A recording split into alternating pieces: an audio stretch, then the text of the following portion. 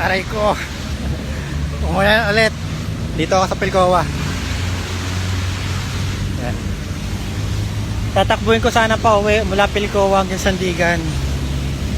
Kaso, ito na naman. Kala ko may tunay ulan. Kala ko din na ulan. Ayun. Kaya pupunta na lang ako ng QP. Doon ako tatakbo. May ulan pa rin doon sigurado. Pero at least hindi masyado ako matatalsikan ng mga tubig, mga splash ng sasakyan. So let's go.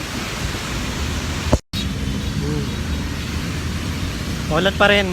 Tapos na ako mag-stretching, mag-warm up. Kailangan nyo para ma-avoid yung injuries saka cramps. Okay. Day 2 of running every day for the month of June for mental health awareness at sa mga kalalakihan. Let's go. Naka-isang ikot na ako sa oval. Sobrang prem ko awatas na sa oval. Isang ikot, mga 3 kilometers. More than na. Medyo sporadic yung buhos ng ulan. Sporadic.